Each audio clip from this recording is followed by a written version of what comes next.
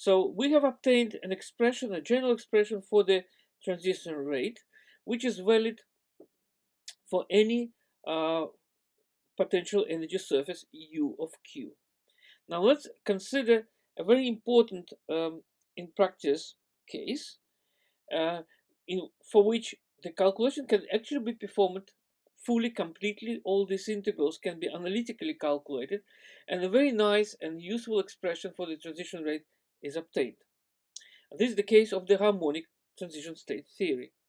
So in the denominator, we have to consider the integration over all part of the phase space associated with the reactant basin, in which the potential U of Q has a minimum at some vector Q naught of the reaction basin. And similarly to the one-dimensional case, we can approximate this potential energy surface as harmonic, quadratic in atomic displacements, because U of Q is the lowest at Q naught, and as we go away from Q naught, the value of the potential increases very sharply, and therefore only values of Q closest to Q naught contribute. And therefore the shape of the potential well away from Q naught doesn't really matter, and we can replace it with a quadratic one. So basically we expand U of Q around the Q naught point, and the first non-zero term would be a quadratic one coming from the harmonic approximation, and we neglect all others. The matrix here, phi, is a force constant matrix we counted before. So this is a matrix notation. So Q is a multidimensional vector, F is the multidimensional matrix.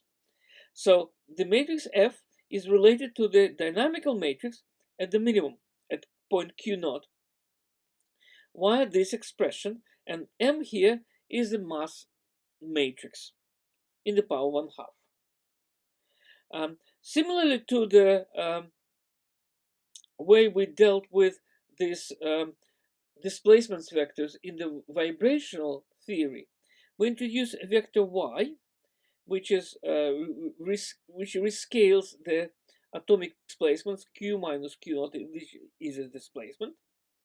And with this notation, the potential energies within the minimum Q naught of the reactant basin will be written simply like this, y the dynamical matrix D.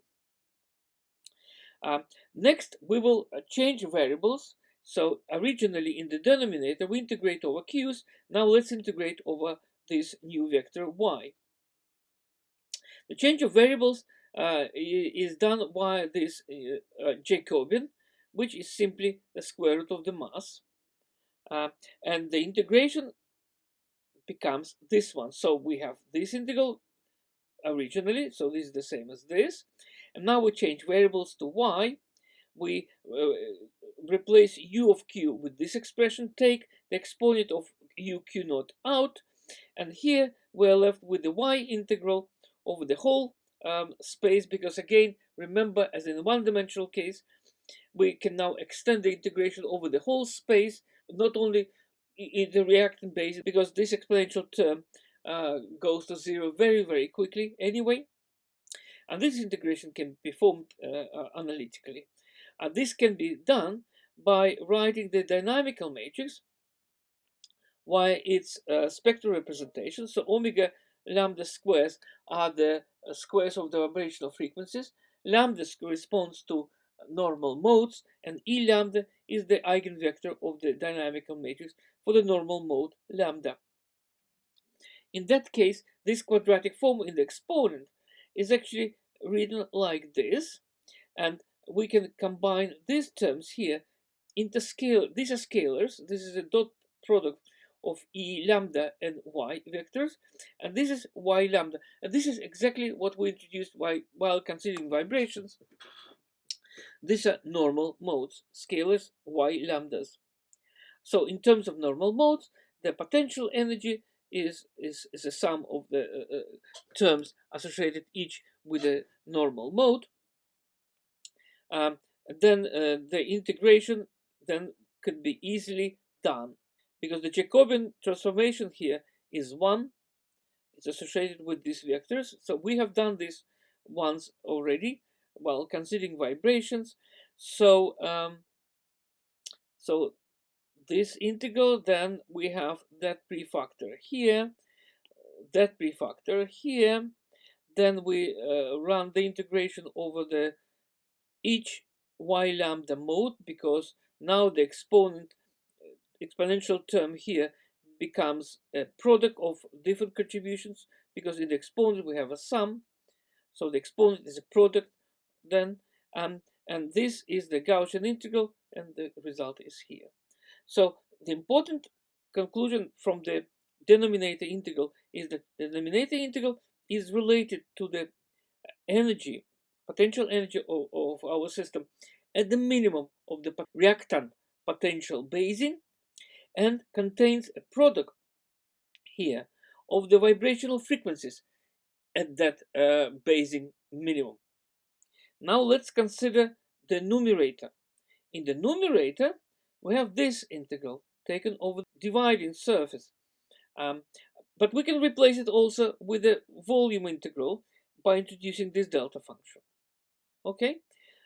So let's have a look at this integral. In that integral, of course, the most contribution comes from the saddle point.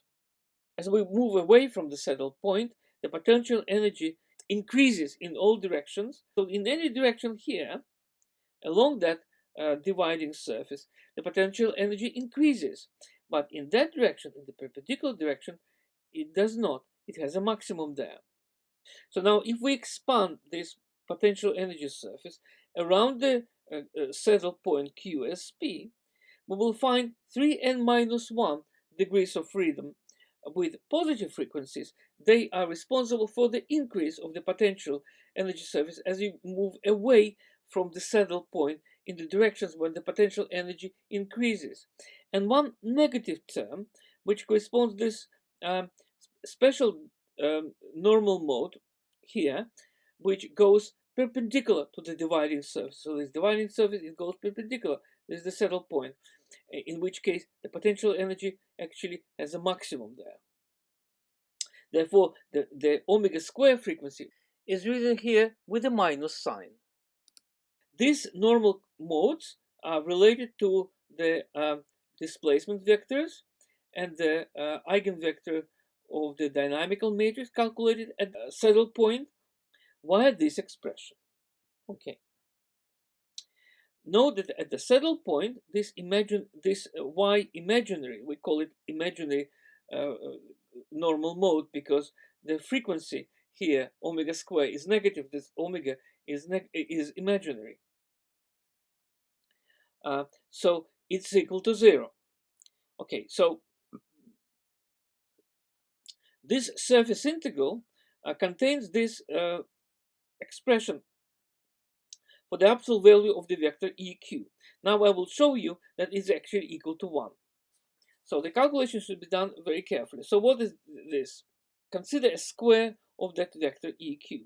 Vector EQ is defined via this. This is my function f of q, remember, which is equal to minus 1 in the reactant basing, plus 1 in the product basing, and 0 at the dividing surface. So if we now write the square of this vector explicitly, its components, we'll get this. Next, we shall change variables from q to y lambdas. So we use the chain rule here. And this derivative of the normal modes over the old coordinates is calculated from here. So you'll get this expression.